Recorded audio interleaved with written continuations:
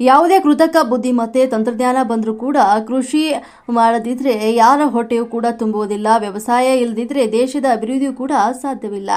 ಸರ್ಕಾರಗಳು ಟೌನ್ಶಿಪ್ ನಂತಹ ಯೋಜನೆಗಳನ್ನು ರೂಪಿಸುವಾಗ ಕೃಷಿ ಭೂಮಿ ರೈತರ ಮೇಲಾಗುವ ದುಷ್ಪರಿಣಾಮವನ್ನು ಮೊದಲು ಅರ್ಥ ಮಾಡಿಕೊಳ್ಳಬೇಕು ಅಂತ ನಿವೃತ್ತ ಲೋಕಾಯುಕ್ತ ನ್ಯಾಯಮೂರ್ತಿ ಎನ್ ಸಂತೋಷ್ ಹೆಗ್ಡೆ ಅಭಿಪ್ರಾಯನ ವ್ಯಕ್ತಪಡಿಸಿದ್ದಾರೆ. ಒಂದು ಬಿಡದಿ ಟೌನ್ಶಿಪ್ ಯೋಜನೆ ವಿರೋಧಿಸಿ ಬೈರಮಂಗಲ ವೃತ್ತದಲ್ಲಿ ರೈತರು ನಡೆಸ್ತಾ ಇರುವಂತಹ ಅಹೋರಾತ್ರಿ ಧರಣಿಯಲ್ಲಿ ಗುರುವಾರ ಪಾಲ್ಗೊಂಡು ಮಾತನಾಡಿದ ಅವರು, ಸ್ಥಳದಲ್ಲೇ ಒಂದು ಮುಖ್ಯಮಂತ್ರಿ ಡಿ.ಕೆ. ಶಿವಕುಮಾರ್ ಅವರಿಗೆ ಪತ್ರ ಬರೆದು ಯೋಜನೆ ತಕ್ಷಣವೇ ಕೈಬಿಡುವಂತೆ ಒತ್ತಾಯಿಸಿದ್ದಾರೆ. ಅಭಿವೃದ್ಧಿ ಹೆಸರಿನಲ್ಲಿ ಫಲವತ್ತಾದಂತಹ ಕೃಷಿ ಭೂಮಿಯನ್ನ ಬಲವಂತವಾಗಿ ಸ್ವಾಧೀನ ಮಾಡಿಕೊಳ್ಳಬೇಡಿ, ರೈತರ ಹಕ್ಕುಗಳಿಗೆ ಧಕ್ಕೆ ತರಬೇಡಿ. ಕೃಷಿ ಭೂಮಿ ಅನೇಕ ಕುಟುಂಬಗಳ ಜೀವನೋಪಾಯದ ಮೂಲವಾಗಿದ್ದು ರಾಜ್ಯದ ಅಭಿವೃದ್ಧಿ ಮುಖ್ಯವಾದರೂ ಕೂಡ ಅದು ಸಂವಿಧಾನದ ಮೌಲ್ಯ, ನಾಗರಿಕರ ಹಕ್ಕುಗಳಿಗೆ ಧಕ್ಕೆಯಾಗದ ರೀತಿಯಲ್ಲಿ ನಡೆಯಬೇಕು. ರೈತರೊಂದಿಗೆ ಒಂದು ಮುಕ್ತ ಸಂವಾದ ನಡೆಸಿ ಕಾನೂನುಬದ್ಧ ಪ್ರಕ್ರಿಯೆ ಪಾಲಿಸಬೇಕು ಅಂತ ಪತ್ರದಲ್ಲಿ ಉಲ್ಲೇಖಿಸಿದ್ದೇನೆ ಅಂತ ಹೇಳಿದ್ದಾರೆ. ಭೂಮಿ ಉಳಿಸಿಕೊಳ್ಳುವ ಅನ್ನದಾತರು ರಸ್ತೆಯಲ್ಲಿ ಕುಳಿತು ಪ್ರತಿಭಟನೆ ಮಾಡ್ತಾ ಇರುವುದು ನೋವು ತಂದಿದೆ. ಈ ಹೋರಾಟದೊಂದಿಗೆ ಕೈ ಜೋಡಿಸ್ತೇನೆ ಅಂತ ಹೇಳಿದ್ರು. ಅದು ನಿಮಗೆ ಬಿಟ್ಟದ್ದು. ನಾನು ಬಂದಿದ್ದರಿಂದ ಏನು ಲಾಭ ಆಗಿದೆ ಅನ್ನೋದು ವಿಚಾರ. ಆದರೆ ಈ ಒಂದು ಸಮಸ್ಯೆ ಬಹಳ ಗಂಭೀರವಾದ ಸಮಸ್ಯೆ.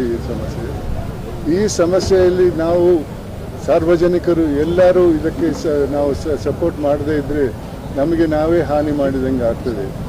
ಇವತ್ತಿನ ಈ ಒಂದು ಹೋರಾಟ ಬರೀ ರೈತರ ಹೋರಾಟ ಅಲ್ಲ, ರೈತರ ಕೆಲಸದಿಂದ ನಮಗೆ ಆಗುವಂಥ ಲಾಭ ಪಡೆಯುವಂಥ ಜನರ ಹೋರಾಟ ಇದು.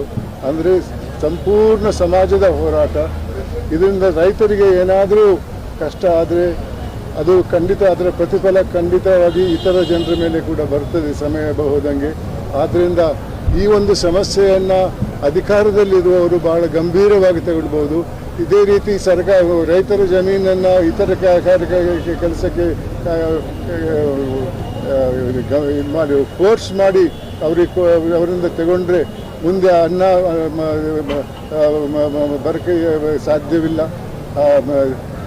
ವ್ಯವಸಾಯ ಅನ್ನುವ ಒಂದು ವೃತ್ತಿನೇ ಮುಂದಕ್ಕೆ ಮುಗಿದು ಹೋಗಬಹುದು ಅಂಥ ಸಂದರ್ಭಗಳು ಇವೆ. ಅದನ್ನು ಅರ್ಥ ಮಾಡ್ಕೊಳ್ಬೇಕು. ಇಲ್ಲ ಇವತ್ತಿನ ಒಂದು ಜಮೀನು ತೆಗೆದ್ರಿಂದ ಮುಂದೆ ಏನಾಗಲ್ಲ ಅಂತ ಹೇಳಕ್ಕೆ ಸಾಧ್ಯ ಇಲ್ಲ. ಇವಾಗಲೇ ಬೇರೆ ಬೇರೆ ಪ್ರೋಗ್ರಾಮ್ಗಳು ಬರ್ತಾ ಇವೆ, ಟೌನ್ಶಿಪ್ ಮಾಡ್ತಾ ಇದ್ದಾರೆ ಅಂತ ಹೇಳ್ತಾ ಇದ್ದಾರೆ. ಆ ಜಮೀನನ್ನು ಯಾರಿಂದ ತಗೊಳ್ತಾರೆ? ರೈತರಿಂದ ಮಾತ್ರ ತಗೊಳ್ತಾರೆ, ಹೊರತು ಇತರರಿಂದ ತಗೊಳ್ಳಲ್ಲ. ಈ ಒಂದು ವಿಚಾರವನ್ನು ನಾವು ಗಂಭೀರವಾಗಿ ಮಾಡಬೇಕು. ಇವತ್ತು ಸರ್ಕಾರ ಖರೀದಿ ಮಾಡಿದಂಥ ಜಮೀನನ್ನು ಲೆಕ್ಕ ಹಾಕಿ ಅದೇ ರೀತಿ ಇತರ ಕಡೆ ಕೂಡ ಆಗ್ಬೋದು. ಒಂದು ಕಡೆ ಸುರಾದರೆ ಮತ್ತು ಮೆಕ್ಕಿದ ಕಡೆ ಕೂಡ ಅದೇ ಟೌನ್ ಮಾಡುವ ಪ್ರಯತ್ನ ನಡೀತದೆ. ಖಂಡಿತವಾಗಿಯೂ ಇದರಿಂದ ರೈತರ ಸಮಸ್ಯೆ ಗಂಭೀರವಾಗ್ತದೆ. ಒಂದು ದಿವಸ ರೈತರ ಸಂಖ್ಯೆ ಭಾಳ ಕಮ್ಮಿ ಆಗ್ತದೆ. ಆದ್ದರಿಂದ ಊಟದ ಸಮಸ್ಯೆ ಕೂಡ ಜಾಸ್ತಿ ಆಗ್ತದೆ ಅನ್ನೋದನ್ನು ಅರ್ಥ ಮಾಡಿಕೊಳ್ಬೇಕು.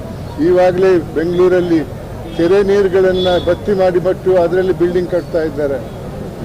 ಎಂಥ ಒಂದು ಮೂರ್ಖತೆ ಇದು. ಸುಮಾರು 2,000 ಕೆರೆಗಳಿದ್ದು ಬೆಂಗಳೂರಲ್ಲಿ ಇವತ್ತು 20-25 ಕೆರೆಗಳು ಕೂಡ ಇಲ್ಲ. ಎಲ್ಲಿ ಹೋಗ್ತಾರೆ ನೀರು ಕುಡಿಯೋಕ್ಕೆ? ಇಂಥ ವಿಚಾರವನ್ನು ಇವತ್ತೆಲ್ಲರೂ ಒಪ್ಕೊಳ್ತಾರೆ. ಆದರೆ ಆ ನಿರ್ಧಾರಕ್ಕೆ ಬಂದಾಗ ಯಾಕೆ ಅದನ್ನು ಅಪೋಸ್ ಮಾಡಿಲ್ಲ, ಯಾಕೆ ಅದನ್ನು ವಿರೋಧ ಮಾಡಿಲ್ಲ? ಆದ್ದರಿಂದ ನಾವೆಲ್ಲರೂ ಇದರ ಕಾನ್ಸಿಕ್ವೆನ್ಸ್ ಅಂದರೆ ಪರಿಣಾಮಗಳನ್ನು ಅರ್ಥ ಮಾಡಿಕೊಂಡು ಈ ಒಂದು ಇದಕ್ಕೆ ಪ್ರತಿಭಟನೆಗೆ ಸಹಾಯ ಮಾಡಬೇಕನ್ನೋದು ನನ್ನ ವಿಚಾರ. ಅದಕ್ಕಾಗಿ ಈ ವಯಸ್ಸಲ್ಲಿ ಕೂಡ ನಾನು ಬಂದಿದ್ದೇನೆ. ಇದ್ದಷ್ಟು ದಿನ ಖಂಡಿತವಾಗಿಯೂ ನಿಮ್ಮ ಈ ಸಮಸ್ಯೆಗೆ ಮತ್ತು ಈ ಹೋರಾಟಕ್ಕೆ ನನ್ನ ಸಪೋರ್ಟ್ ಇದ್ದೇ ಇರುತ್ತೆ. ಬಲವಂತವಾಗಿ ಕಿತ್ಕೊಳ್ಳುವಂಥ ಕೆಲಸ ಮಾಡುವಂಥದ್ದು ಅದೇ ಎಲ್ಲ ಲ್ಯಾಂಡ್ ಎಕ್ವಿಸಿಷನ್ ಆ್ಯಕ್ಟ್ ಪ್ರಕಾರ ಅವರಿಗೆ ಅಧಿಕಾರ ಇದೆ. ಆ ಅಧಿಕಾರದ ದುರ್ಬಳಕೆ ಆಗ್ತಾ ಇದೆ ಅಂತ ನನ್ನ ವಿಚಾರ. ಆದ್ದರಿಂದ ರೈತರಿಗೆ ಅವರ ಸಮಸ್ಯೆಗೆ ಒಂದು ಪರಿಣಾಮ ಸೃಷ್ಟಿ ಮಾಡಬೇಕು ಸರ್ಕಾರ. ಈಗ ಪತ್ರ ಮೈಕ್ ಕೊಟ್ಬಿಡಿ, ಮೈಕ್ ಕೊಡೋಣ ಒಂದು ನಿಮಿಷ ಸರ್.